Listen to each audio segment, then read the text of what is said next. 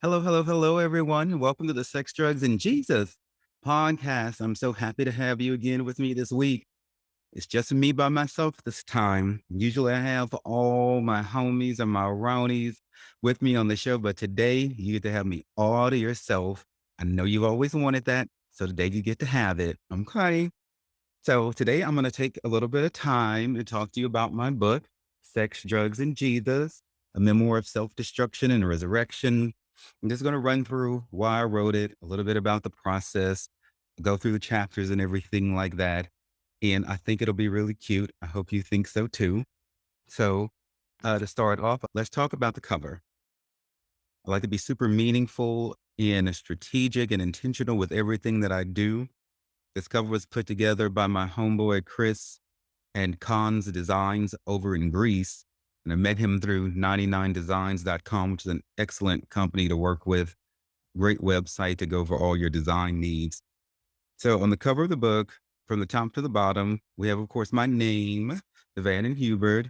We have a black bird with these mysterious blue eyes holding a syringe with blood in it, and the blood is dripping out of the syringe onto the skull, which I'm going to talk about next. So this blood for me represents death. The syringe represents how wild my life got and the massive amount of narcotics I used to inject every day. And and the two, work in tandem with each other because, the drug life, is very, very dangerous. And a lot of times it does lead to death and everything. The bird also represents the darkness of the times that I went through when I was homeless and everything like that. And just the general black hole that I fell into during the darkest time of my life, which is reflected within this book. We're keeping it lower. We're taking it lower. We've got the skull. The skull is me. That dent in his head represents the headache everything that I went through gave me. There is a rainbow colored cross in the middle of the skull. Now, this represents the conflict in between being non-straight and the problems that the church tries to throw at us for being non-straight. And in particular, in my own case, for being dismissed from ministry at Lakewood Church for not being straight. We work our way down. We see a little weed leaf over the left eye. The eyes contain gel bars reflecting all the times that I got locked up while I lived in Houston, Texas. And then the nose, instead of the nose, we put various pills there. So I used to sell a hell of a lot of pills too. And it represents the drug. Behind the skull, we see gears in the far background, which represents how my mind was reeling and just working and going nonstop, and how my head was just spinning out of fucking control. We see music notes also floating behind the skull, which represents my musical inclination and how I can write music, read sheet music, and how I've been in choirs and stuff like that all throughout my life. And then there's a haze of smoke also enveloping the background of the skull, which represents confusion. It represents all the smoke from all the dope that I used to smoke also. And then below that, we simply have the title of the book, Sex, Drugs, and Jesus, a memoir of sex, self-destruction, and resurrection. And so that's pretty much sums up the cover. So the process of writing this book started back in 2012, around about. My probation had just been transferred from Houston to Baton Rouge, and I knew that I had a story within me. I had been thinking about writing books for years, but I never really had shit to say. And so once I had then gone through all of this, I realized that it wasn't for me to have had been delivered from the strong problems that I had been delivered from, and then go have a quiet, peaceful, happy life and not say anything and not speak anything about the deliverances that the Lord had given me. And whether you believe in God or not, with this sort of story here, where someone comes from so many problems and they're able to overcome it, you can still appreciate the hustle and the struggle and the salvation of it all. And I may mention God and Jesus and the Holy Ghost and all of them throughout this at some point, and I may not. But if I do, I just like to remind everyone that I don't think Christianity is better than any other religion, and I don't think anybody is less than me if they don't worship God or anything like that. I say it all the time. I love going to hang out at the Buddhist temple and hanging around with other bald bitches like myself because I feel seen and loved and all of that. And they make great vegetarian food too. So, so I started taking notes back like in 2012, and pen was not put to paper to formulate an outline till around the time the coronavirus came to town.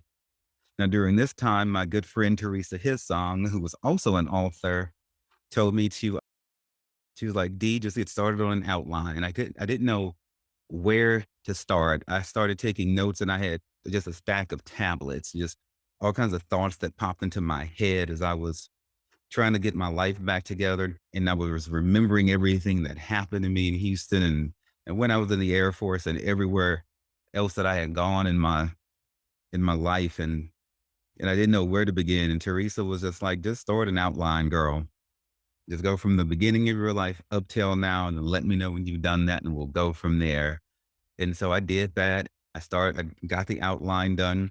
And she was like, okay, now go back and take the main points and fill in paragraphs and everything like that. And so I did that. And after I got about 50,000 words in the book world, most books, they like, if you're going to write a book, the powers that be like them to be like in the 50 to 60,000 word range minimum to, for it to be considered, a serious literary work, quote unquote. And so I did that. I wrote about 50, 60,000 words. Then I went about the business of finding me a ghostwriter to help me because I realized that I was too emotional about everything that I was writing. And I didn't want to sacrifice the quality of the story just so I can just do it all on my own. At this point in my life, I know when I fucking need help. And I'm not afraid to ask for it this time around. And so I went, found somebody to take my thoughts and help me to make sure that they're cohesive and it didn't come across as emotional spillage, just word vomit all over the page. I needed to be sure we had some cohesive stories and concepts. So he and I sat down for a couple of weeks and did interviews every day, because he wanted his own perspective on everything that I had gone through, even though I had already written most of it out. And so I agreed to do that. That resulted in like about a 10,000 word outline. And at the end of the day, the book ended up being over 120,000 words. So strictly speaking, it's about two books wrapped up into one, but it ended up being very emotionally heavy for me to go through my story. And I did not want to go through this process twice and do like a part one and a part two. I'm all like, mm-mm. Ain't nobody got time, but none of that. Fuck it. I'm just going to give them these two books in one and be done with it. And plus, I don't like the tease. Either I'm going to give you the damn thing or I'm not. And so it ended up being one book, about 120,000 words. The paper copies, I think, are about 330 pages and something like that. The audio book, which I narrated myself, is about 10 and a half hours. And so after me and the ghostwriter got the outline together, like 10,000 words, I flew him down here to Louisiana because I wanted to take him to as many places as I realistically could, considering we're in the middle of a pandemic and everything like that, and show him where certain things went down because I wanted this writing to be as real and just I want to just bring you into the room, into the moment with me as much as I could. So we went around places in Baton Rouge where I was born, where I went to high school, We went down to New Orleans, where I went to my first gay bars and stuff like that when I was in high school. Oh, God bless the gay bars in New Orleans. Hallelujah, tabernacle and praise. We went over to Biloxi, Mississippi, where I was enlisted in the Air Force at Keesler Air Force Base. We went over to the fucking goddamn Houston, Texas, where I was a drug dealer, where I got HIV, where I got hepatitis B, where I ended up homeless, where all the bad shit went down. Fuck. And so, and then while we were out on the road, we filmed a docuseries, which is now live and fully edited and complete on my website to try to physically show you some of these places as well and to bring it that much more to life. Now we were on the road and traveling about 2 or 3 weeks or something like that, trying to go to all of these cities and states. And so when that was done, I sent him back home and everything like that. And then the deep writing, began, the first draft was done and then all the editing and stuff like that commenced. Man, it's like you can write a book in 6 months, maybe to a year, and then you might be tempted to edit the motherfucker for another 2 or 3 years if no one would stop you. At some point along the way, me and this ghostwriter had a I'll just say a parting of the ways, differences of perspectives. And so I started the book by myself, and then so I ended it by myself. It's not like I'm not a good writer. I just didn't necessarily trust that I would tell my own story the best and be truly objective about it, which is why I hired a ghostwriter in the first place. And so, anyway, so we had our parting of the ways, and then I finished the arranging of the book myself, and then I edited it like a good 10 times or something like that, and then until I was finally done. And one thing about writing a book, it becomes like your baby. You just want to keep fucking with it and fucking with it and tweaking it, everything. And just like, and girl, at some point, you just have to put the pen down, push your laptop back, and just press publish. And, I say just press publish. It's not that simple. When you're publishing a book and self publishing like I did, it's many intricate things that you got to learn how to do. You got to get your own barcodes. Technically speaking, Amazon, in different places will provide you a barcode, but you can get your own barcode, your ISBN. I think that's like an international book standard number, some shit like that. What that stands for is that number that's under the book, the barcode. So you got to get that going. You got to find somebody to design you a book cover. Then you got to format it. So, writing the book is one thing. And my God, Microsoft Word is not necessarily the most book friendly app out there. I'm just going to say that now. There are other options, better options available to you. So typing it up is one thing, formatting it so that it will be accepted wherever you're trying to submit it is another. So then I have to find a formatter. Then the book cover is another thing. Having it designed is one thing. Now you have to have it, the margins and everything fitted and trimmed to wherever it is you're trying to publish the book. So there's another thing. And so then you got to determine where you want to distribute it and everything like that. I went with the hardcover and the paperback with Amazon. The electronic version, I went through a company called Draft Digital. Pretty gnarly. You can submit your electronic book to that one interface, Draft Digital, and then they'll send it out to many different retailers and everything like that. A subsidiary of them is called Findaway Voices, and that's who I used to post my audiobook, which then sent it to like 44 different retailers. And so, so gone are the days where we have to, go to each website and try to post, our work. And like Amazon, for instance, prints on demand. So gone are the days where the author has to buy a shitload of their own books and carry them around in a trunk and hope people will buy them. Thank God for the digital era. It has made shit so much easier. And so if anybody ever has any questions about the book process, you can email me. I'm happy to make it a lot less of a headache for you than it was for me. And so, now it's published and everything like that. And I'm praying it goes far. I'm praying it goes wide. I'm praying that it helps someone.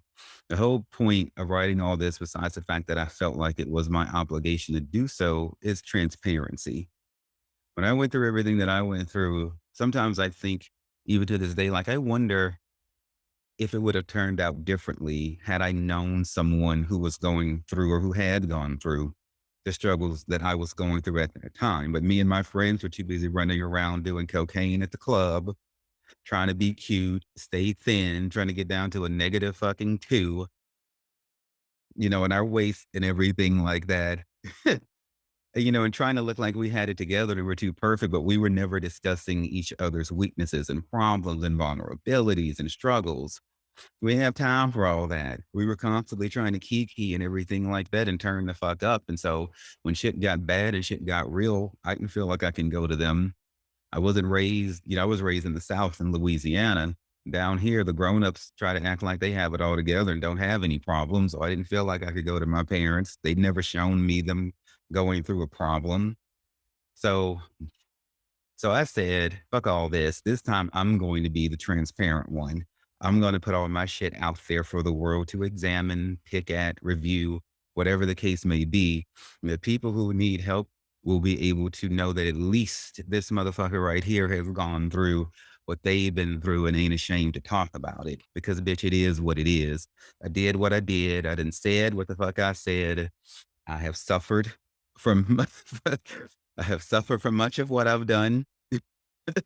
And so, so I hope, my willingness to bare my soul and to bear all of my things that would make most people ashamed and embarrassed, hopefully it helps you. It's so worth it to me. Doesn't bother me at all. And so, like I said, I like to be very strategic with everything. And so each of these chapter titles, has a special meaning to me, tell you what those are. There's 20, core chapters in this book, not including the prologue. There's an epilogue. There's a standalone story in the back, which is echoed throughout the main text. But then we really, present to you the whole reason why it was teased throughout the book. And it's called Wisdom and Witchery. That's the standalone story at the back. So the prologue is called SWAT, SWAT, Special Weapons and Tactics. Maybe we've seen the SWAT movie, the SWAT TV series. I believe there was a TV series and everything like that. So for those of you who may not know what a SWAT team is, this is the special division of the police department that comes to your door. They don't knock on it. They take this, I guess, this ram thing or whatever the fuck it is, and they just knock the bitch in. You have to be a serious enough criminal, or they have to believe you're a serious enough criminal to send the SWAT team to come and get your ass. And so this first, this opening prologue here has to do with the way my big drug arrest went down. They sent the SWAT team in. Oh my God, it had to be at least 20, 40 something, men armed with semi-automatic rifles, the Kevlar vests, the face shields, the goddamn canine dogs running around knocking shit over, helicopters, the whole nine. Like they were serving me up like I was Frank Lucas, John Gotti, or somebody like that, you know. And it talks about that day, how it went down and everything like that. And that time was pivotal because that drug raid after that is when I became homeless. You kind of can't go back to your apartment and live there after SWAT had to come get you. And I was so ashamed and embarrassed, and I had so much other stuff going on. At that point I had lost the will to live and everything like that. And so I wanted to open the book with the probably one of the most pivotal stories in the whole book, and that has happened in my life. The book is divided into 5 parts. Part 1 covers my life from 1982 to the year 2000. It opens up with a dream that I had. There's 2 dreams in this book. This is well, two dedicated dream pages in this book. Other ones are mentioned throughout the text. I'm a gifted dreamer. I started dreaming around the time I was like maybe like 5 years old. So when I say a dreamer, that means what I see in it at night or whenever I fall asleep. If I doze off right now, I'm going to have a dream. Whatever it is that I dream will come true. Or it could be something that's already happened, or it could be something that's currently happening. Dreaming, spiritually speaking, is a form of prophecy. And a true gift of prophecy is past, present, and future. So when God grants you sight, God sees all that has been, all that will be, and all that is. The prophecy I'm talking about is true, true to form, like how you read about in the Bible and stuff like that, not what these motherfucking preachers be doing now. Every other word out of their mouth, they say, I prophesy this, I prophesy that.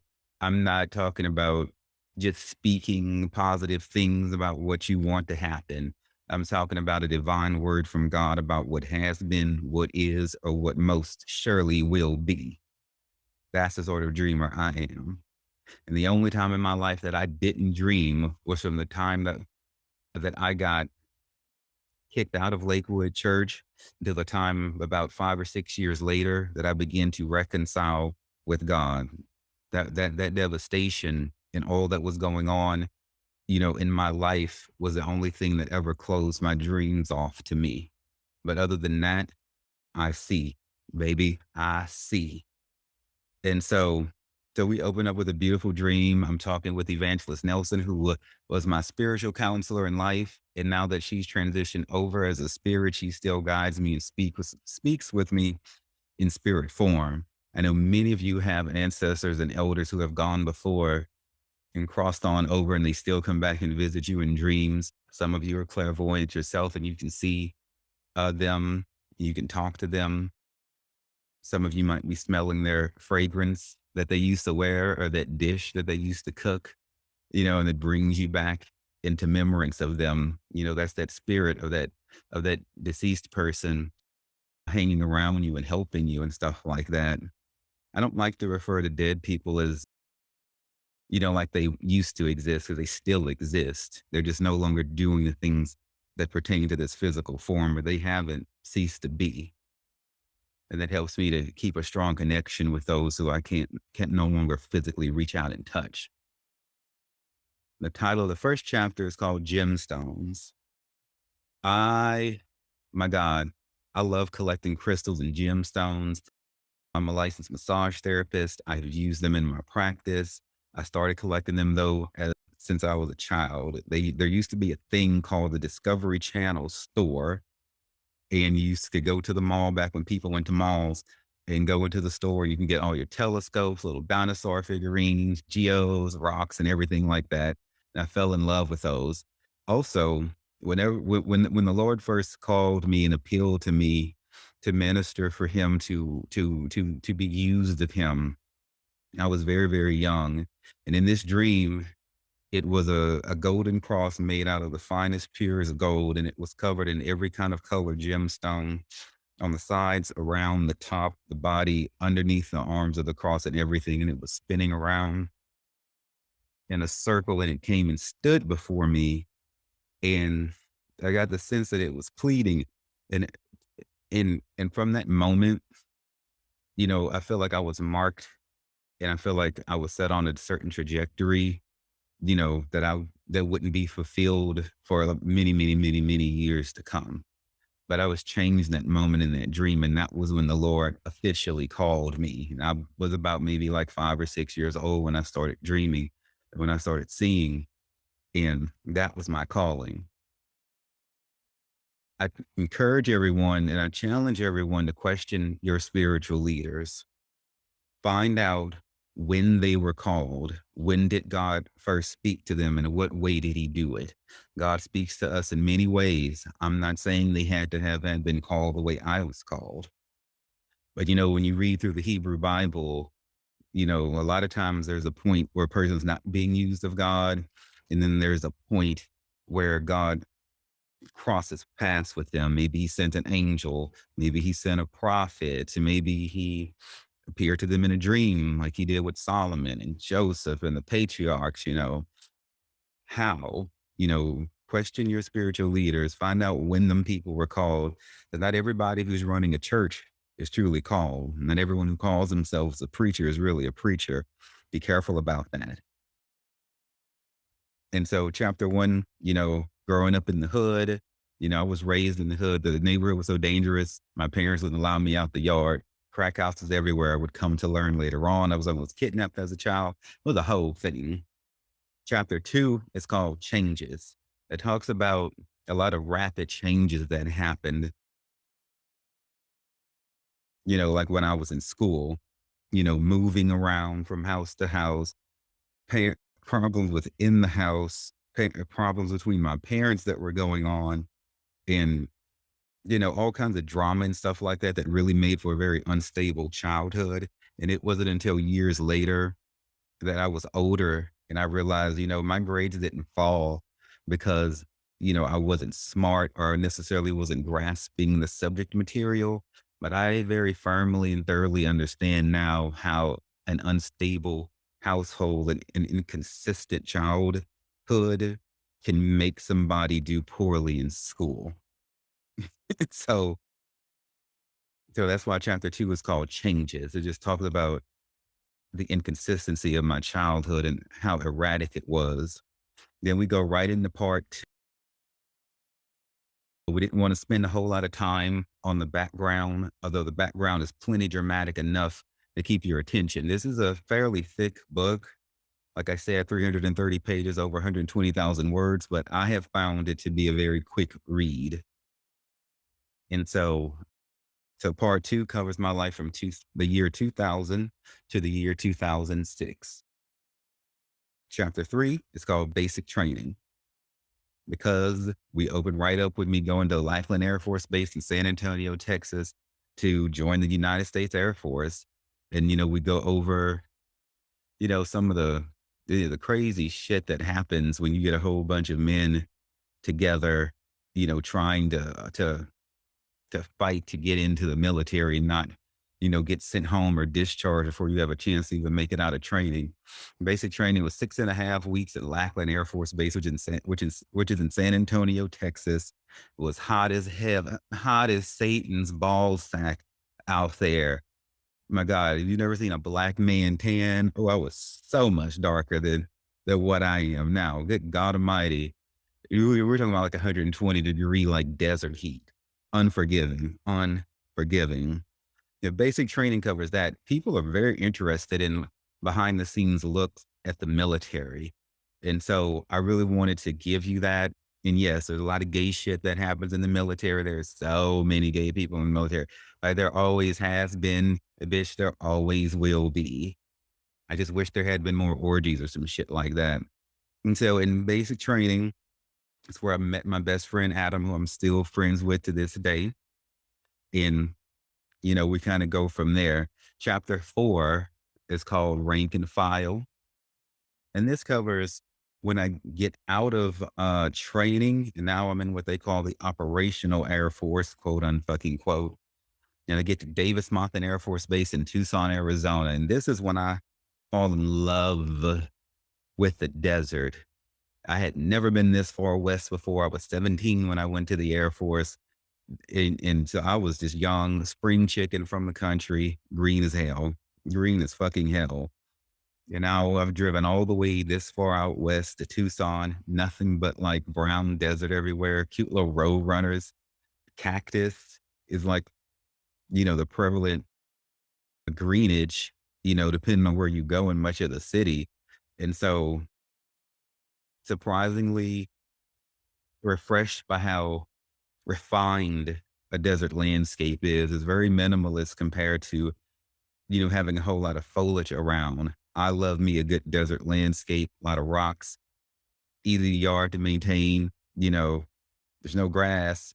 So, no need to pay a gardener, or anyone like that.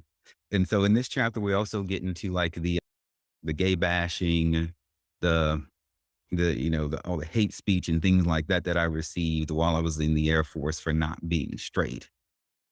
And so I was fortunately able to make it out of there without a dishonorable discharge for not being straight. But, so many of my fellow service members got bad conduct discharge or other than honorable discharges just because of their sexuality.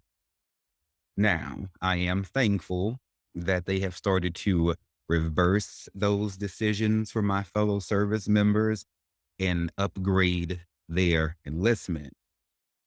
So if any service member is listening, you can reach out to the DAV, the Disabled Veterans of America, probably the American Legion or some sort of veteran service organization, and talk to them about getting your enlistment upgraded if you got kicked out for not being straight.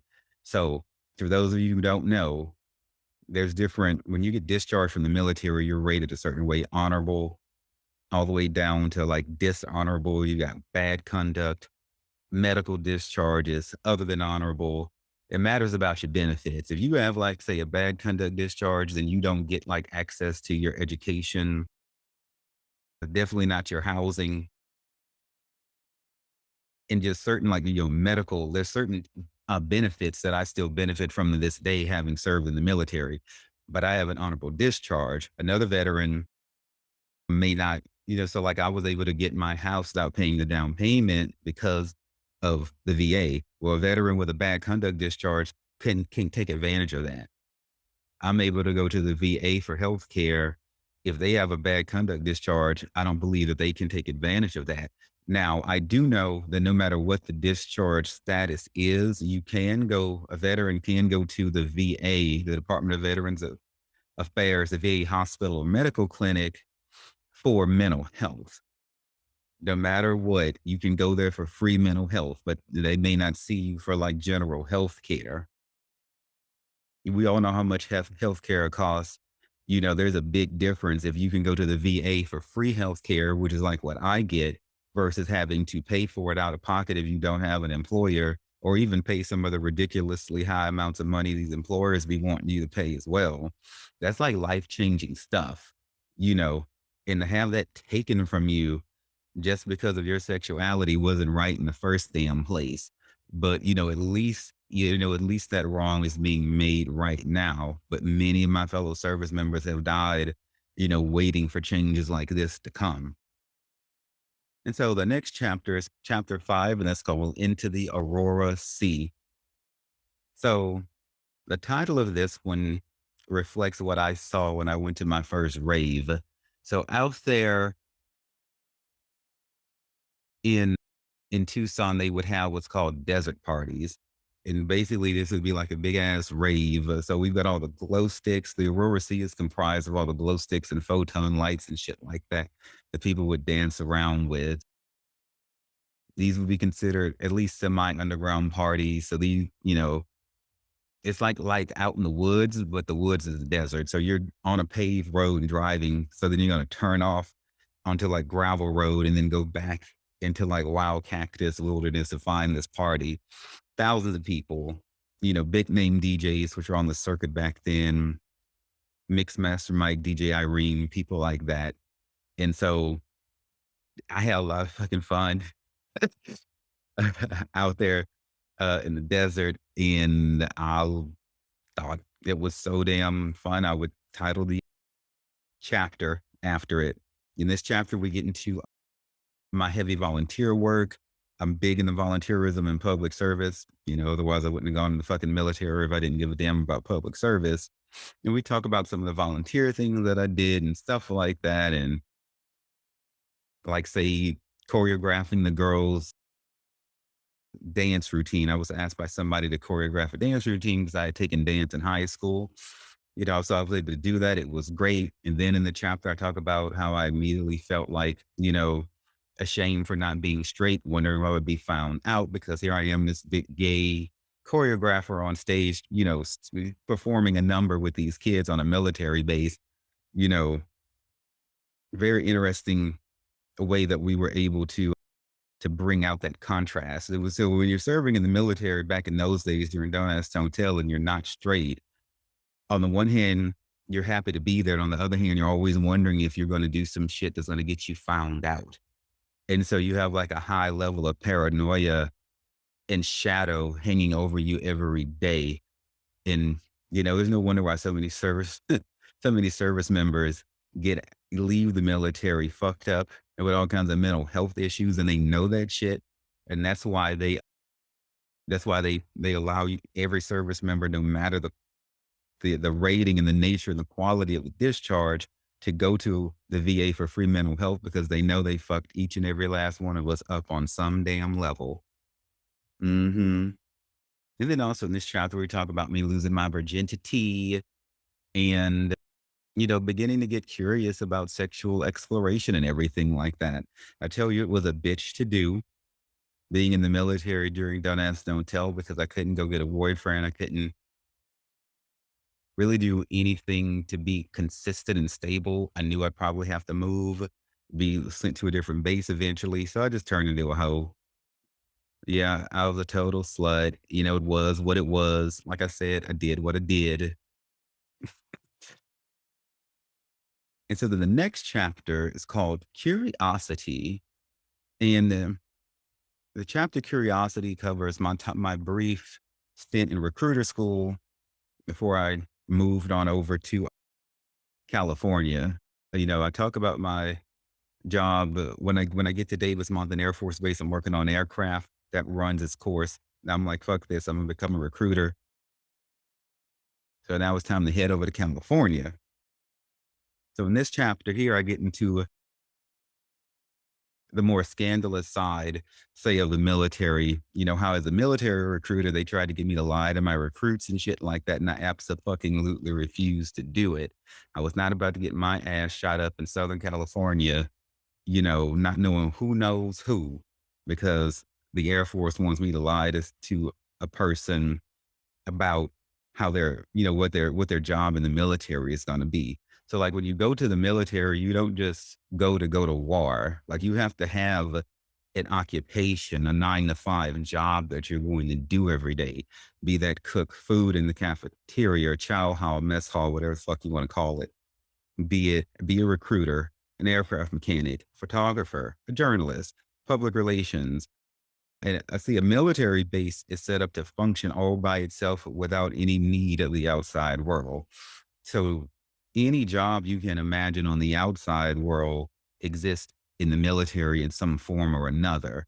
Calibrating instruments, flying planes, there's all kinds of stuff that you can do. Administration, HR type work in the military, and so it's not cool, for the Air Force to have told me, yeah, Jake wants to be a photographer, but we want him to be security forces and be the police anyway. So lie to him about the photographer job and tell him that's not available.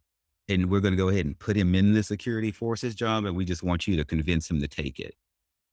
You know, that's the kind of scandalous shit that they would do. I told my supervisors to go fuck themselves. And so they didn't go over too well.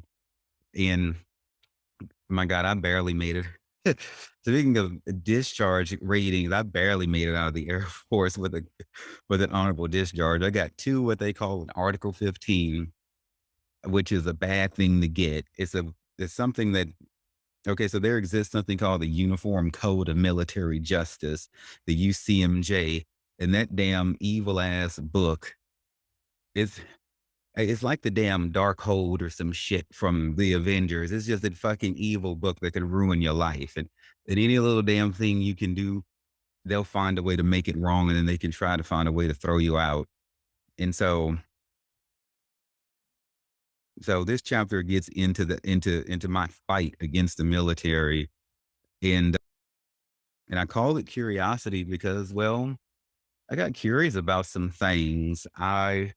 In this chapter, I began to try to turn myself straight. The church had told me I was going to burn up and go to hell for not being straight. And I got this idea in my head. Well, I can hang around with straight guys. I can get me a girlfriend, and I can like pray the gay away. And so I tried to fast and pray and spread myself out before the Lord. And okay, and I'm gonna put some works behind this faith. And so I'm gonna go get me some girls. I'm gonna fuck me some pussy and everything like that. And I'm gonna make myself straight. I even got Penthouse and Playboy magazines and cut out. all the naked women and everything like that, and plastered the walls of this room that I was staying in with nothing but vagina. I suppose I was trying to brainwash myself. I guess I thought if I look at all of these naked women, I'll get more into it and stuff like that. Girl, I'm here to tell you right now that shit don't work. I am one of the most determined people I know. When I get an idea in my head, I'm gonna do that fucking shit. And I have called upon the Lord for many things in my life. He's given me and he's answered me. He's given me dreams, that have come true as I stated. He's even shown me things in my dreams about other people that I did not ask him. So what, you might ask me? One time I had a dream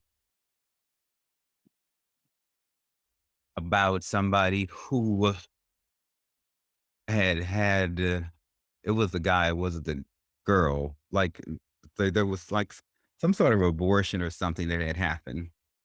The Lord had brought this up to me, and so I asked him about it. Now, look, the Lord didn't tell me it was right or wrong, but sometimes when we do things and it's bothering us, then the Lord will reveal it to somebody else so that the Lord can send you an answer of peace through that person, because the Lord doesn't want us racking our minds over stuff. And so when I told them about the dream, and the Hebrew Bible says the prophet that has a dream, let him tell the dream. Okay, so I told this dream, and then he clammed up and he was like, don't tell anyone. I was like, okay. So this taught me a few things. I was like, okay, so the Lord will show me stuff in other people's life. Up until this point, I had only seen things pertaining to me. Or sometimes I would have dreams about hurricanes and things like that before they would happen, which could, affected other people, but nothing ever this personal about someone else. But, I must remind people there isn't anything you could hide from the Lord. You can see your thoughts, your feelings, your emotions everywhere you go, everything you say, everything you do, be it about someone else, about yourself, or whatever, you cannot hide from God. And so this person clammed up, and, in that moment, if I ever had any doubt, the way that they were like, don't tell anyone, I know that what I had seen was true and it had happened. And I know God very, very well. And of all the bad and stupid shit that I have done, God always came to me with an answer of peace, be it directly through my evangelist Nelson, my pastor. God is not interested in beating us over the head or trying to force us to do right. Even though he could force us, he doesn't want to. He wants us to make the decision ourselves. And he wants us to have peace. And so the only thing that God would have, had me tell him was some sort of answer of peace. What had done happened. So there's no sense in hanging around feeling guilty about it now. And so I'm saying all that to say the Lord speaks to me heavily, in my dreams and stuff like that. But the Lord has never ever once shown me in a dream that he would prefer me to have a different sexuality. And so if God's gonna give me dreams to other people, and he's given me more dreams than that over the years that have to do with other folks, I go and talk to them about it and we deal with it and we work out whatever the message is. And as much as I prayed and fasted and did all of this stuff, the only thing that I feel like God is telling me about this from this period of time where I try to ungay myself is to not try to ungay myself. I don't believe he wants me any other way. And so if he wanted to, he would have responded. He would have sent me a dream or something. But the only voices in my head that have ever said anything was wrong with my sexuality was other people, conservative people, people who feel like they have the mastery over the interpretation of the Bible, which nobody does. No man does. I wrote my book, Sex, Drugs, and Jesus. I wrote that book. I'm the only person who can say that they're an expert on this and knows what every word means indisputably. So I don't accept the concept of biblical experts and stuff like that. The Hebrew Bible is it's not even one book. It's comprised of many different authors in many different books from many different years ago in different languages.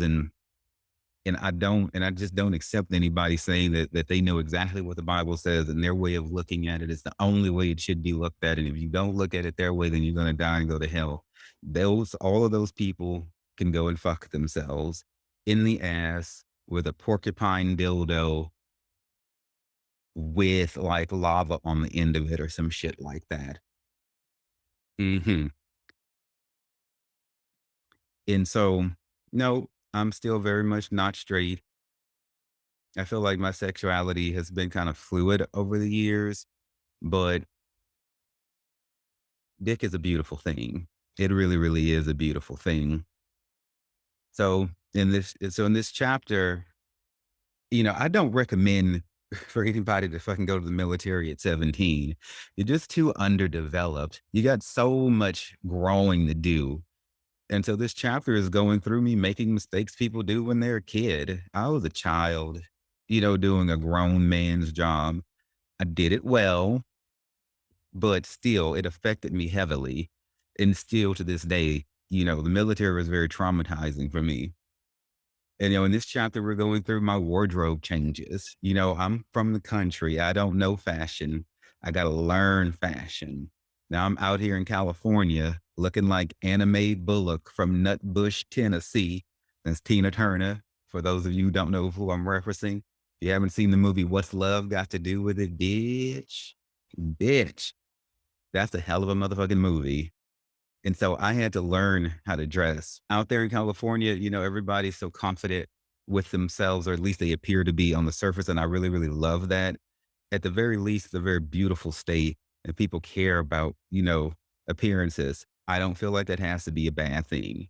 I am not on board with the way people will do in the South and go out with rollers in their head and a bathrobe on to go down to the store and everything like that's cute. Girl, bye. And so you'll never see no shit like that out in LA. And so I don't think it has to mean you're superficial because you care about how you look. I think you caring about how you present yourself, is important to your own self-esteem. It is important if you want people to take you seriously. And so I'm not saying change to gain acceptance, but if you're gonna go out with rollers in your head, don't be surprised if people don't want to hang around you. That's what I'm saying. And so I had to learn, how to dress, how to put clothes together and stuff like that. You know, by the time I left California, I was in cowboy boots, designer jeans, shopping at Nordstrom and shit like that, whether I could afford to or not, because for fuck's sake, I was terrible with money. But, that's what that chapter is all about. Chapter 7 is called Money because I was so fucking bad at it. I almost got kicked out of the military for writing bad checks that I didn't have enough money in the bank to cover. I didn't know that that could be a misdemeanor or a felony, depending on the amount. I had no idea. I had no fucking idea. And so that's a whole run in with this with the police and everything like that. And so in this chapter, I also talk about my first exposure to Joel Osteen in Lakewood Church and how I was so inspired by watching him on TV and how that church was one of the primary decisions I left California and moved to Houston, Texas in the first place. I should have stayed my ass in California, but live and learn, right? And so, and there's some more scandalous shit about the military and blah, blah, blah, blah, blah. The military is very scandalous. Look, if anybody's ever going to go to the military, bitch, I'm going to tell you right now, do you like a quick, like 2.5 year enlistment, 4 year? Don't stay in there that damn long because you don't have to stay in there, but for one term to have like, so your housing benefits, you could have a service disconnected pension that will pay you for the rest of your life just from serving that one enlistment. You don't have to stay in there 20 years to retire. It's stressful on your children, if you have them moving around like that. And it's also stressful on you moving around like that. Now, look, if you're in a terrible, terrible situation, running from gangs or some crazy shit, the military might be better. If it's the lesser of two evils, then for fuck's sake, pick the military. What I'm saying is don't get in there and get so damn comfortable that you feel like you got to stay forever because you could benefit greatly from that one enlistment from the rest of your life if you work it right. And while you're in there, they're going to pump you up and try to make it seem like you're everything and you're so important, blah, blah, blah, blah, blah. But bitch, they will kick you out in a moment's notice if they feel like you're not perfect enough. That's the thing that I hate about the military is they tell us that we're better than civilians. We have to do everything 100% right. 99% is unacceptable. And then when we come out of the military, it's hard to adjust down. You know, you told me for years that I'm better than everyone else in the world. Now I got to learn to get along with everyone else in the world. That's just after my 6 year enlistment. Imagine somebody after 20. People, it's hard to go in the military and come out with a fully sound mind. So I say take what you can get and leave, bitch. So then we get into part three. Part three covers my life from the year 2006 to the year 2012. This is the second dream here, elongated dream that I talk about. This dream here speaks to the dark times that are to come in my future, though I don't know how. This is not the only dream God gave me about the dark times that were to come. This is one of the ones that I wanted to mention though. But the spirit was speaking to me all throughout my life about the times that were going to come. I don't think there's anything that I could have done to avoid going through all the trauma and everything like that. For what it did, it refined me, and it's like it shaved off. It's like it shaved off things that I didn't need, like pride and ego, arrogance, conceitedness, and over dependency on myself, being overly self sufficient. What I mean by that is not enough true dependence on God. Okay. Yeah. I'm confident and competent and able to get up and go and do things, but I need to give him more credit. And I also had an over dependency on church and on preachers and on worship leaders, people who call themselves pastors and whatever. I put too much stock into them. And so I'm very, very thankful for the dark times that came because it took all of that out of me. And whatever it was, however useful I thought I was to God before I lost everything, I'm way more useful to him now after having lost everything. For losing everything physically, well, shit, I lost my fucking mind too. You know, I gained so much more, spiritually and internally speaking. So we get into that very, very dark dream there. And chapter 8 is called Welcome to Houston. That's the best thing I could think because, at this time I'm still optimistic about going to Houston. I'm thinking I've got this bright future ahead of me and everything like that. I didn't think, and I'm going to Houston. I'm going to join Lakewood Church. I made it out of the military without a bad conduct discharge. And so let's go to the third, fourth largest city with the largest church in America. And let's just do great things. Shit. Well, trying to get a job after serving in the military, try that. Depending on what your job was in the military, it may not necessarily transfer easily. It was so hard to get a job. I ended up working every fucking where. Walked off half the damn jobs. The people pissed me off. I had anxiety and shit like that and mental health issues I didn't know coming out of the military too. So I had a very short fuse. But it just talks about me getting settled into Houston, getting settled into Lakewood, and thinking that life's just going to be great. Chapter 9 is called Aspirations. This talks about me moving forward in the Lakewood, going higher and volunteering, stuff like that. Still talking about me being bad with money. I'm still a hoe, still fucking around. One of my favorite stories from there is where I got to DJ for an hour for the KSBJ God Listens radio station there in Houston, Texas. And so that was cool. Really, really cool to have my own playlist on the radio for an hour. That's some shit that I would do again. And so, because I love making music and playing music and stuff like that. This chapter gets into my a short stint at the Houston Graduate School of Theology, because I had this whole big idea. I was gonna go to church and become I don't know, I guess I wanted to become like a worship leader, maybe a slash preacher worship leader. And I was going to go get me a degree in theology because it seemed like every fucking body who was on staff at a church had a degree in theology. But I'm so glad I left that bitch.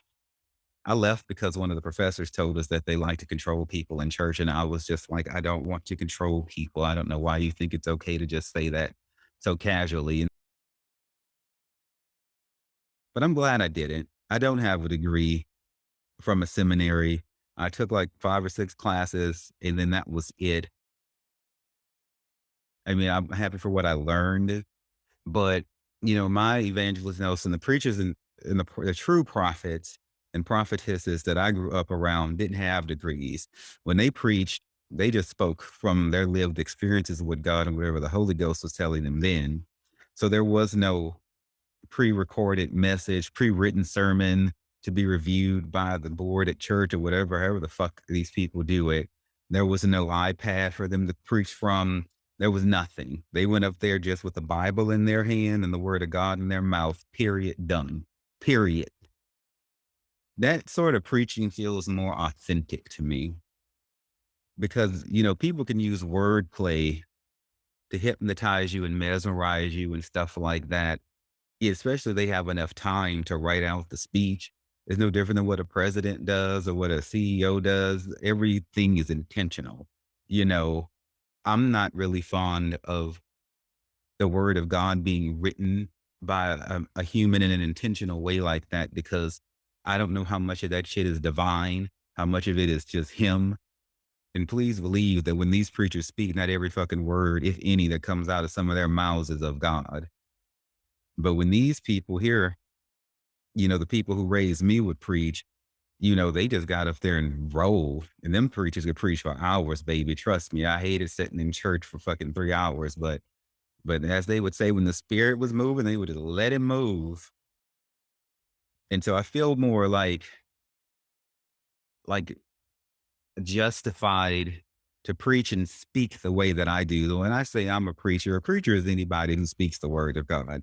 Yeah, I am a licensed and ordained minister, but I only got that to like marry my friends and shit if there ever came a day and time where they couldn't find someone to marry them because they're not straight.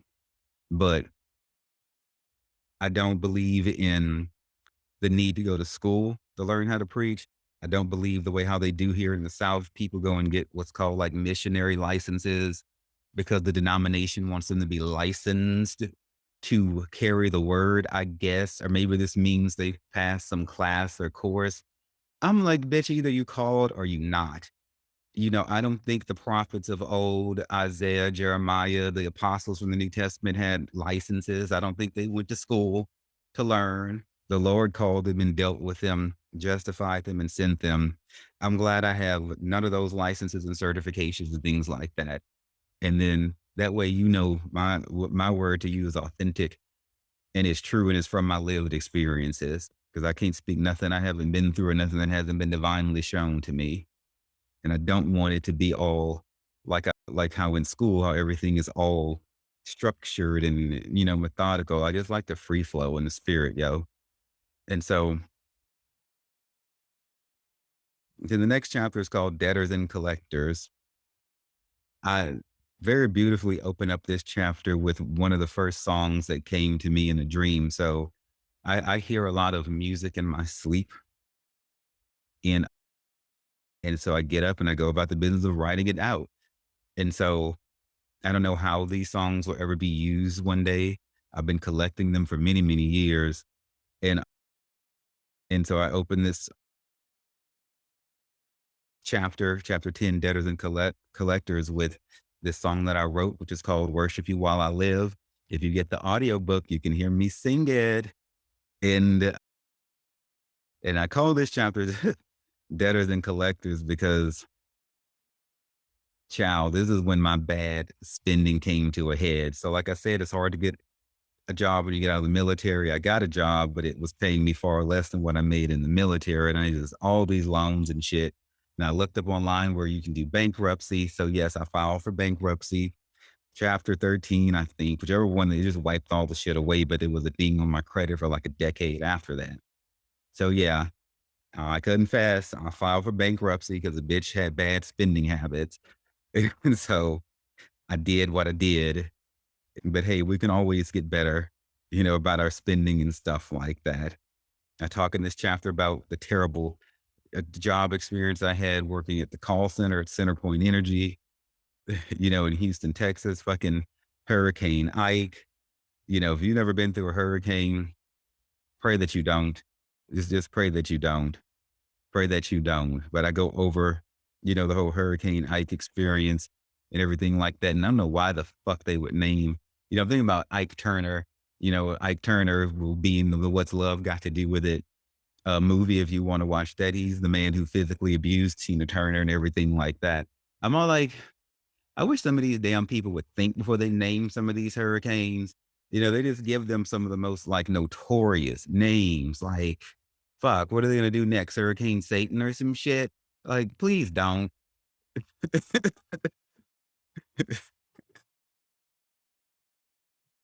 And then let's see. In chapter 11, it's called Dehumanized. And so the core of this chapter here is me being fired from Lakewood Church from volunteering. And I call this chapter Dehumanized because that is how I felt. And it wasn't until I was talking to somebody, just a couple of months ago that they gave me that word, you know, and I was explaining what happened. And they was like, they dehumanized you at Lakewood when they kicked you out. They told you you weren't valuable and acceptable as you were. They stripped you of your humanity.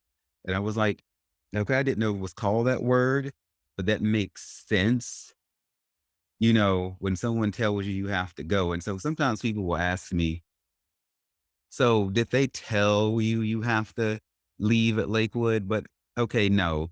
If you tell somebody that they can no longer do the things that draw them to the ministry, and then you tell them they can't do those things again unless they change who they are you not telling them to leave? The current form that they're in is certainly not welcome. You have established that.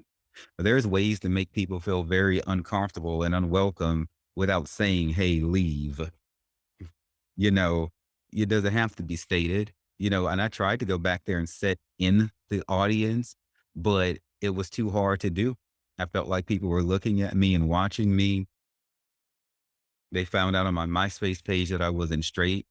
And they said for that reason, I could no longer be in service of anything at Lakewood. And I was on Wednesday nights, I was a volunteer supervisor over all the other kids, teachers. There's about 20 in total, 20 groups of kids, hundreds of fucking kids.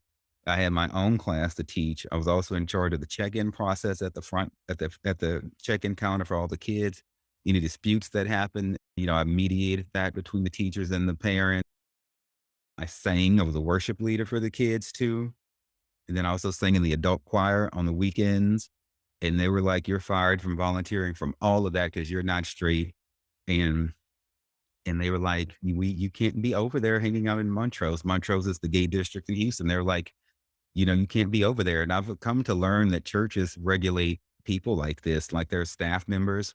Churches will tell their staff members, "You can't drink, you can't go here, you can't go there." That's how the military was with me too. They were like, "You're in the military. We don't want you at this bar, at this place." I don't know what the fuck these organizations, who they think they are, that they can dictate to a person what they're doing when they're not on, in this case, say the church's time. I never brought boyfriends up to Lakewood or none of that. When I was at Lakewood, I was on Lakewood's time. Okay. I wasn't paid or none of this. And even if I was, it's none of their fucking business what I'm doing when I'm not at church. And so they were like, "Well, one of the kids could have found your MySpace page." And I'm thinking, do you know the shit that kids do? You know, they have this glossy image of their children. I'm like, no, bitch. They would have done nothing more than what they're already doing. And so that was a devastating thing, you know. That was like a heartbreak. That's one of the top, definitely in the top two or three most terrible things that ever happened to me in my life. Up there with becoming homeless, getting HIV, having to deal with like the affairs that my dad had and things like that. Being kicked out of Lakewood Church is at the top of that list. It's that sort of trauma, the sort of shit that hurts you so deep you space out and you don't think it's real. You just get numb. It's so much pain. You know, that's how that was. Just gonna pass on from this chapter, but it was what it was. Part four covers my life from 2010 to 2012. Bitch, a lot can happen in 2 years. Fuck me in the tits with a dick. Shit can change. And so chapter 12 is called A Fucking Wreck. This statement here has two meanings. Personally, I was a fucking wreck after being kicked out of Lakewood and fired from volunteering. Internally I was a fucking wreck. And then I also literally had a fucking wreck because I wasn't drunk, but I was very, very tired and fatigued. And I had heard the warnings about how it's not good to drink if you're tired because the alcohol can enhance the fatigue. And I didn't have that much to drink, just a couple of Bloody Marys. But I had been working like 12-hour shifts at the light company in Houston. And so I fell asleep at the wheel and I woke up to hitting light poles and every damn thing and totaled that car. And then that led me to buying my 2010 Ford Mustang. And I was the first person, I think, in Houston to have like a car, you know, like that. That was the year they changed the body style, and they really, really tricked it out and amped up the Mustangs. It was a sick ass fucking car. In this chapter, we get into how I transitioned from being like this full time church boy into this full time nightlife boy. It's my thinking after I got kicked out of church was like, okay, if they won't accept me, I know the streets will. So I'll start going to clubs and stuff a lot more so that I will feel loved. And so I didn't realize what I know now, how much we seek community. We're always going to find some type of damn tribe. So whether or not it's gangs, gamers, you know, playing video games, board games, whether it's the hunting crew, the fishing crew, whatever, the case may be, the fucking goddamn croquet sewing committee or whatever the fuck, bingo hall, whatever the fuck it is that you do, you're going to find some kind of way to connect with people.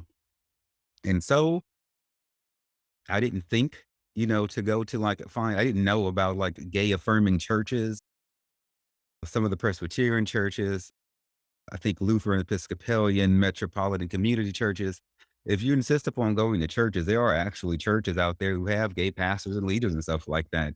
We are not, reduced to only going to these mainstream churches who don't like us and think we're wrong. They're just what we tend to see a lot, but you have so many options if you're not straight. And my main message to non-straight people when it comes to religion is stop going to churches where you are not 100% accepted, respected, and valued. So this means not marginalized in any way. None of this, the gay people can't volunteer around the children and shit like that. You that's basically what they were saying to me at Lakewood. Like you're a pedophile because you're not straight. I want people to understand like this whole war that we have with these damn conservative people includes so many of us. The conservative people in these churches are basically saying you're either straight or you're a pedophile. So that means anything that's not straight to them is pedophilia, bisexual, generally open minded, anything that's not plain old vanilla straight, you must be fucking children. Is what it's like. And you can hear how stupid that sounds when I say it, but that doesn't stop them from trying to make laws and policies against us and kicking us out. And so I'm not going to go down that rabbit hole. I just covered a lot of that in this interview I just did. But I'm just going to say this: you have a lot of female people who molest children, and a lot of males who identify as straight. I learned that when I was doing one of my many volunteer tasks at a children's home in Houston. A part of it was like this very FBI like briefing where they showed us some of the registered sex offenders in the Houston, Texas area because since we're going to be working around children. Whew, in the clutch of my pearls, half of the faces up there on the wall were women, and then the other half were very straight looking men. Okay, the straight looking men part, I got that. I know what the fuck people do, but the women part, I was like, wait, what? Because when I get the postcards in the mail, and I wish they would stop sending me this shit about some of this registered sex offenders in your area. I've never gotten one with a woman on it that I can recall. But as sure as Jesus on his throne, you have registered female sex offenders. And so and a lot of them. And so it's time for people to stop blaming everything on the gays. Shit. And so, this is me in this chapter learning. I didn't know what Sunday Funday was, for instance, as I had been in church every damn Sunday since I was a child. So I had to learn what Sunday Funday was. Getting kicked out of Lakewood opened a door for me to party harder and to learn simple shit like this that I never knew. I was like, who is Sunday Funday? Why is the club open on Sunday? You know, I sound gullible and country. I was. Chapter 13 is called Tina. Tina is a street name for crystal methamphetamines. This chapter here is dedicated to how I got into that drug and everything like that, how I first met dealers and things like that, and how I got my first jobs in the drug world. Chapter 14 is called The Crucible. Crucible I named it that because of this ridiculous test that one of I was just calling one of the elder drug dealers gave me to do, I guess, to make me prove my loyalty or some shit. I could call it an impossible task, or something like that, involved me having to go out into a public like hotel and do all this crazy shit for him to start selling dope to me at a more reasonable rate. And so that's why I call it the crucible. There's a lot of crazy shit that goes on behind the scenes in the drug world. That's why everyone loves them a good drug show. Doesn't matter what it is, narcos, weeds, Snowfall, Breaking Bad. Everybody loves to see some sketchy ass crack shit going on. And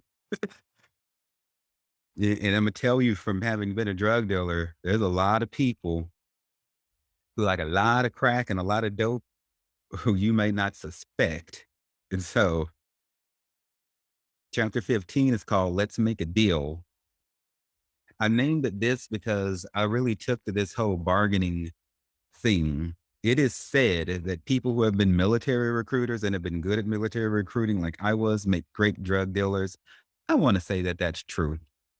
And so once I learned, how about all this wholesale shit with the drugs? Okay, so I can get an 8 ball of meth for $100 and break that shit up, not step on it, never cut the drugs, but, break it down and sell it to my friends for, like a higher rate. I'm like, okay, I'm crunching these numbers here. Like, I wonder what else I could negotiate. So I started going to all these different bars in the gay district in Houston. And I was like, let me be strategic. I'm a total diva. I like to deal with the tops of the organizations, or at least whoever has the authority, who is going to affect my experience. That's the bitch at the door and the bitch behind the bar. Okay. And I mean bitch respectfully because I'm that bitch too. And you all are that bitch. If you are listening and you love me. So I was like, so go up to to the people at the door. What do you like? Drugs, drinks, what? Same thing with the bartenders. So in my head, I was like, if I can negotiate this shit right, I won't have to stand in line anymore. And then I won't have to pay for drinks anymore. And then I fucked with the DJs too. Then I can get all my music played. And so I was generally successful. I only got snitched out one time and I got banned from that bar.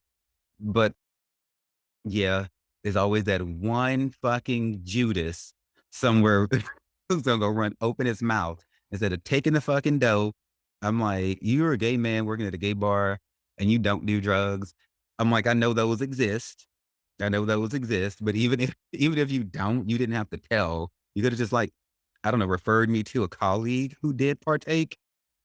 And so anyway, chapter 15 is about, let's make a deal. And like I was saying, a lot of people like a good, sweet deal. There's not a certain look. There's not a certain lifestyle.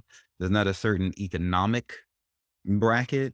People really, really like to have a good time in whatever way they can. And I'm not saying it's right or wrong. It just is what it is. I sold dope to people in mansions, and my mistake was selling them to people who were broke and couldn't afford shit. Nothing against people who were broke and can't afford shit, but those are the sort of people that police will target to arrest and who will turn and flip and become an informant, or the broke people who can't afford shit. People who are rich can lawyer up. So it would have been smarter of me to just stick with my wealthy clients once I obtained them and let the broke ones go. But I was trying to be nice and service everyone. And I didn't want to be mean. I was too nice to be a fucking drug dealer. You know, I was trying to bring Christian values into the game, bitch. It don't work. It does not fucking work. Chapter 16 is called Mortality. So this chapter here really entails like how all the walls came crashing down. So I was this glamorous diva drug dealer. I had a great job at this point.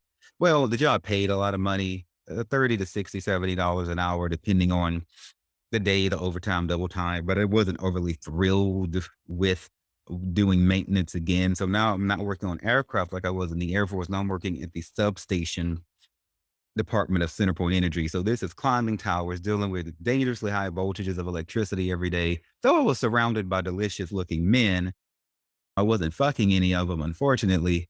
But that wasn't like I wasn't like overjoyed to go to work. You know what I'm talking about. Many of you listening, you're going to work, but you're not. You need the fucking money and it may be paying it, but you don't feel like you're really called to be doing that thing. That's how I was. But mortality talks about me getting HIV. The mortality, that just means me understanding that I'm not going to live forever. So I found out that I was HIV positive on a voicemail that this treacherous ass doctor left on, I think it was December 31st, 2011. And so I had just turned 29, New Year's Eve. I'm Key King trying to have a good time, and he's calling me with this shit. His ass should have been off enjoying New Year's Eve first. And then secondly, this was a Saturday and his office was only supposed to be open Monday through Thursday. So why he had to fuck up my vibe? He should have waited till the second to tell me this shit. But so anyway, so it's called mortality because this is at the point of the book where all the walls start, really, really crumbling down. The darkness is closing in and shit. And I'm too scared to call home and ask for help because I don't think that I can. And again, I don't think I could reach out to my friends because I'm afraid I'm going to be judged. And I'll tell you, there's a litany of emotions that came along with finding out I was HIV positive: guilt, shame, regret, depression, self incrimination, all kinds of it was far too many emotions for me to bear. And yet I tried to bear it alone. And I didn't realize that I couldn't. It didn't get better. I was so used to problems in my life eventually improving, eventually getting better. Somehow it always worked out. This did not. It just got worse and worse and worse. And I felt filthy. I felt contagious. I stopped going. I used to be out at a dance club dancing literally 7 fucking nights a week because I moved to Montrose after I wrecked my car and totaled it. I moved to Montrose. Then I wasn't even driving the damn Mustang too much that I bought because I moved across the street from the club. Every night, I went from clubbing every night to not at all because I just felt filthy when I walked in there. I just felt like somehow people knew I was paranoid and freaking out. So this brings us to part five. Part five covers just the year 2012 by itself. 2012 was a hell of a year. I believe that was the year of Aquarius, if I'm not much mistaken. And before we turned into that year, I think I looked that up and I think it was said that that was just going to be a trying fucking year for everyone. But apart from that, my evangelist Nelson, through a word of prophecy, had called me because the Lord's always going to give us a warning before we fall. But the interesting thing about him, though, is he has falls designed in our walk in order to help us to be strengthened because he knows we're going to get back up from them. But sometimes he wants to take us down for his own purposes and his own way to build us back up. I ain't the sort of guy who likes to question God and be like, well, why did you do this? Or why did you let this happen? Because he don't owe me an explanation. He don't work for me. And so, but Evangelist Nelson, she called me just out the blue one night and she was like, child, you getting ready to go through a time. And for whatever reason, I did not. Well, because it was meant to happen. I just felt like it was meant to happen. Usually I would ask her, okay, let's see, can you pray me out of this? Can we get a deliverance working here? What can we get going? And I was just like, okay, it sounded so matter of fact. like it was done, like the decision was made. And I was like, okay, well, she said I'm going to go through it anyway, but shit, I didn't realize it was going to be all this. And so, girl, chapter 17 is called Not Like the Pornos. So I called this Not Like the Pornos because in this book, we talk about me going to jail for the first time. I mean, this chapter, we talk about me going to jail for the first time. So I've been watching a lot of porn, a lot of gay porn. So there's always somebody fucking around in prison. So, so that's in my fantasy. So here I am locked up but there is no tattooed hard body dick running around for me to get impaled by. So I'm like, this is some bullshit. This is not what the this is not what the pornos promised me at all. I want my money back. I want so and so it talks about that. It talks about how the cops tried to get me to become an informant and everything like that. How I told them to go fuck themselves. And that didn't go over well with the Houston Police Department. And chapter 18 is called Where Do You Live? I titled it Where Do You Live? Because in this chapter, it talks about how I became homeless, and shit like that. And then that it talks about how I was asked that question when I was I was in a porn store. And it was the first time someone had asked me that question in my life and I couldn't give them an answer. Where do you live? I couldn't say 101 Main Street or have a room at Felicia's house or whatever. I couldn't answer the question. When she asked me that question in that porn store, that's when I had to come into grips with the reality that I was officially legitimately homeless. And that's why I titled this chapter, Where Do You Live? One of the longest chapters in the book. I had quite a lot to say about this. Chapter 19 is called Stunt Queens. Now, honey, if you've seen Orange is the New Black or any other show about being in jail, I invite you to read or listen to me read this chapter because this chapter here covers the time that I spent in jail in Houston, Texas, in the gay tank. So not every city offers you this, but if you're not straight in Houston and you get locked up, they will put you in what's called the gay tank in county jail, not in city, but in county. Okay, so you get arrested, you got to go to city jail first. Then if you stay there long enough and the DA decides they're going to try to press charges against you, then you get moved over to county till they decide if you're going to go up to state or whatever. That's the hierarchy there. So this is like all gay people, trans people, whatever, all stuffed into this tank. I'm talking a good 50, 60 people here. It's a lot of motherfucking people. And I'm giving you all the gay drama, all the gay jail drama. Yes, honey, all the Destiny's Child renditions from the outfits we made, from the torn up bed sheets and all the stunts we pulled and all how I had to learn this shit. I didn't know what the fuck a stunt was you know, and yeah, this is it's all so dramatic, all so fucking dramatic. And that's why I call it Stunt Queens.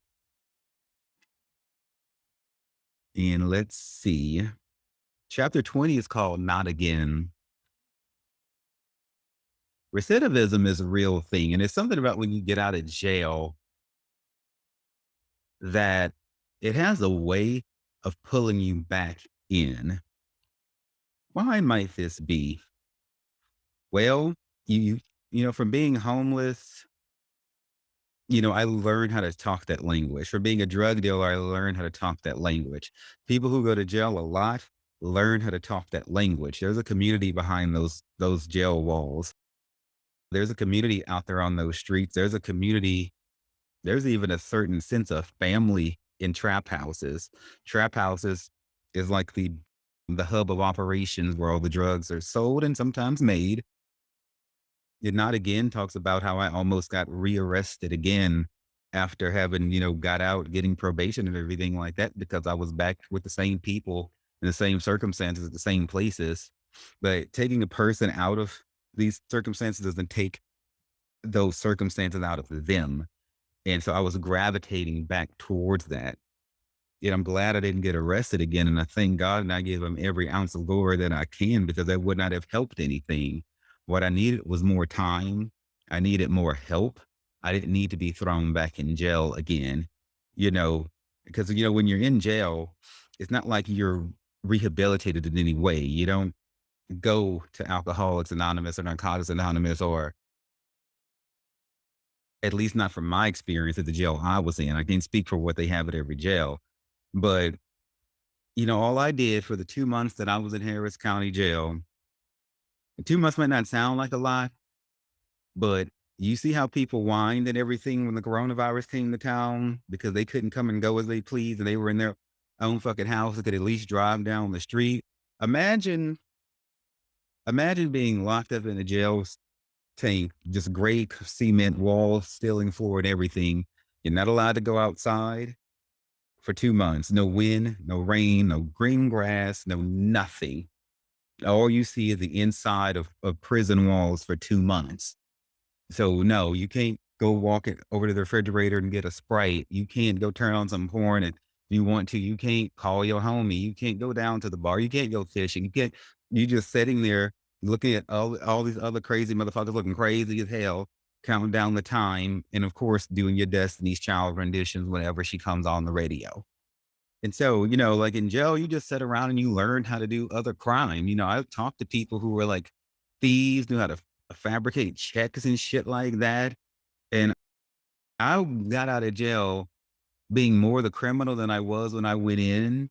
Cause now I had this whole list of new clients. I knew who everyone was, their phone numbers, exactly what kind of drug they wanted to do. I, and if I'm telling you, I'm like, then so we go to jail, we learn how to do worse crime than what we did when we go in. You send us back out and wonder why we end up back there again. So I named this chapter Not Again. Then that's actually like the last chapter of the like main part of the book. The epilogue is called Bittersweet, and it covers from 2013 to 2022. And it's called Bittersweet because the road back to recovery, which is what this covers. This is me going to rehab, getting high in rehab, coming back up from being a janitor to where I am today. Yes, being a janitor, cleaning up people's shit and blood and piss and everything as I worked in a medical facility, the VA, receiving abuse from VA workers and shit like that. I want to take a moment to talk about just how terrible the Department of Veterans Affairs can be to veterans. This guy I worked with was an asshole. He would shit. He was only two janitors in the building. He would only work for like 3 hours and leave. Our supervisors were in New Orleans. We're in Baton Rouge, so they're like an hour away. They only come around every now and then. So he'd go and shit in the toilet, force it to overflow, chunk the deuce and leave, and I would be there left to clean it up. Now I'm too afraid to leave because I don't want to get fired. I'm not a regular employee, so I'm only making minimum wage. I'm only working there as a part of a psychiatric program. So if I complain, and I did, then they believe him, they don't believe me. So he could abuse me and do anything he wanted to me. And although I complained many different times, nothing ever got done. That's how the VA does veterans. I went to the VA to receive mental health care, and this VA worker, like a desk worker, not a psychiatrist, no doctor, just a fucking clerk. She's put her hands in my pants and she can call herself raising my shorts up because she didn't like how my basketball shorts were hanging off my ass. Okay, okay, that's not cool. Not cool. You can't be like, getting handfuls of dick and ass or whatever because you feel like you could take advantage of the mental health patients who are coming in. And I sued the VA over that bullshit that they did. And in the report that they filed, that it was a whole process for me to get the report. They did the report.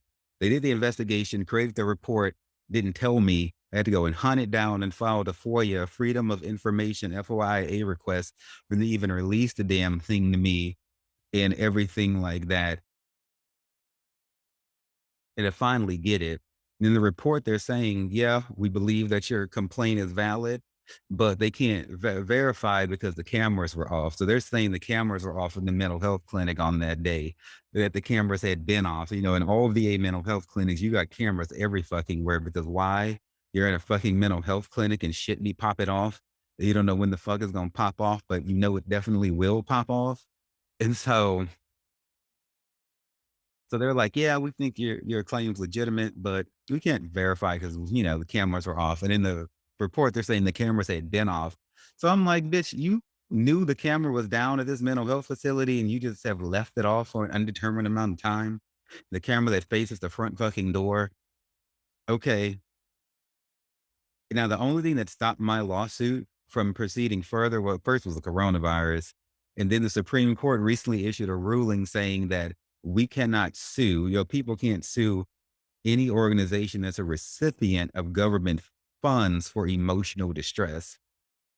I pray against, I pray against these conservative justices setting on our Supreme Court because I don't think any of the liberal justices voted for this.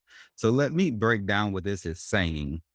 Because of the current conservatives running the Supreme Court that we have, veterans and people can be molested at VA facilities, and we have no recourse, legally, no recourse to sue them because they receive government funding. The VA is a government business. The government gives them their funding. They have a government budget each year. Therefore, they receive money. Therefore, we can't sue them unless it's like medical malpractice or something physical. So they can talk to you any kind of way. They can do like the woman did to me and stick her hands down your shorts.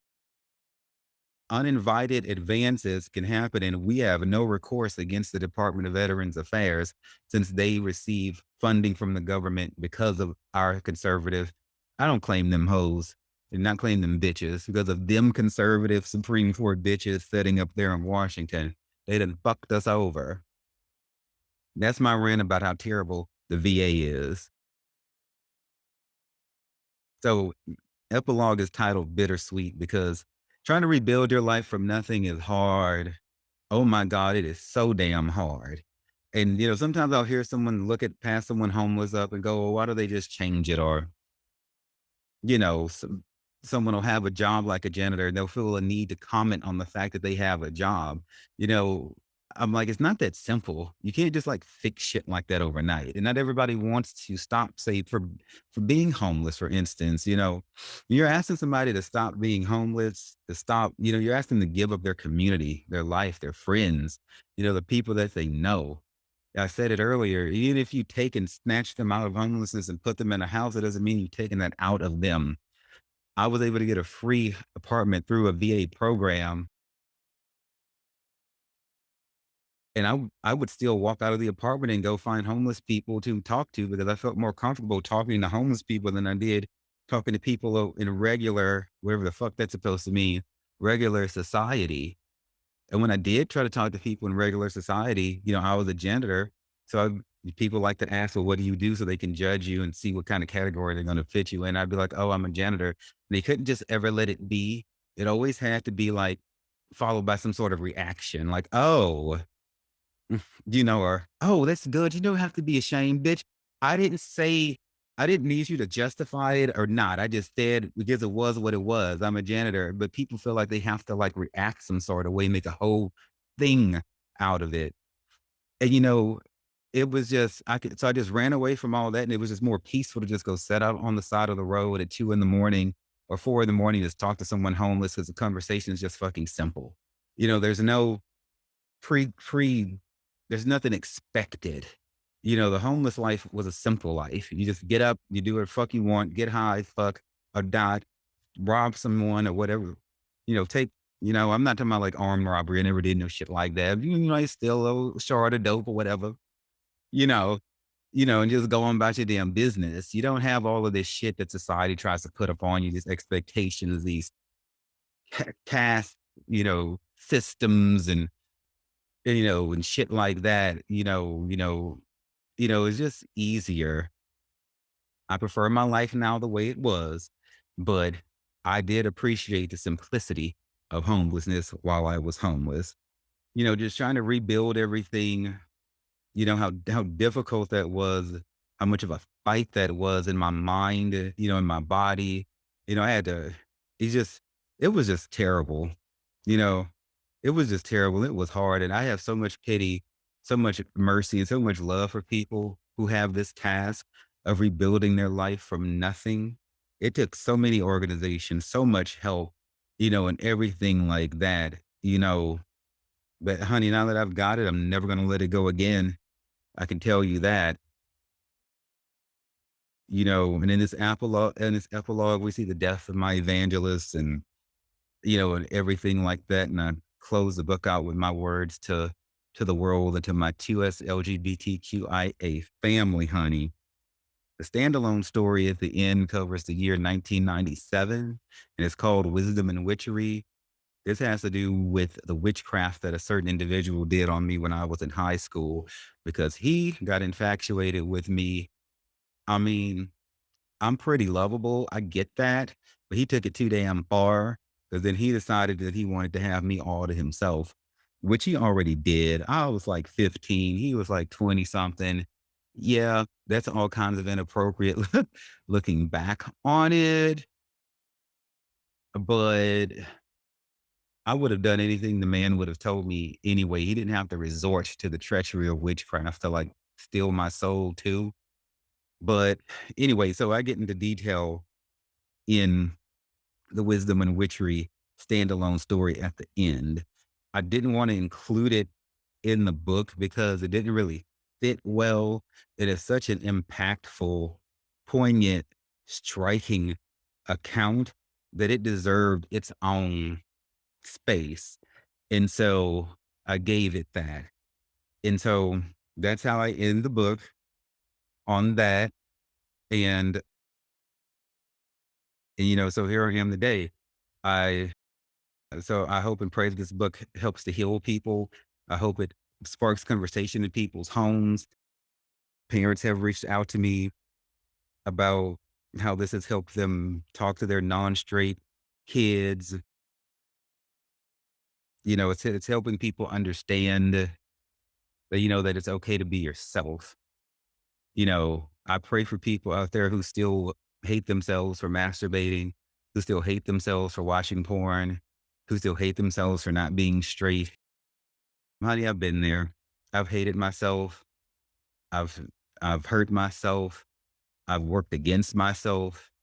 And the thing is, like my hypnotherapist, which I see a hypnotherapist every month, was telling me the other day during a session where I was trying to combat the voices in my head. She was like, just remember all of those voices that ever have told you that there was ever anything wrong with you wasn't your voice.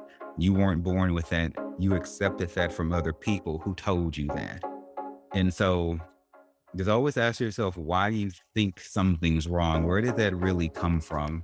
It's hard to get rid of once we've internalized it for so many years. But baby, I'm here to tell you today, you can be set free from those voices in your head constantly criticizing every little damn thing you do. It just keep you from enjoying your fucking life. And so I'm going to say to y'all, enjoy your fucking life. Love as hard as you can, but love yourself first. And I will see you on the next show. Sexdrugsandjesus.com is the website. All my books. I'm working on 2 other books right now. And all my everything, is at that website. And I will see you next time. I love you. Mwah.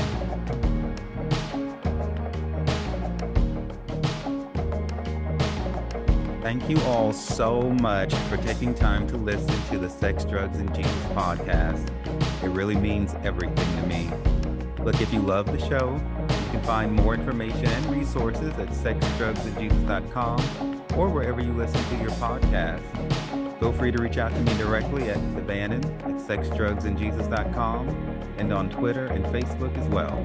My name is Devannon, and it's been wonderful being your host today. And just remember that everything is going to be all right.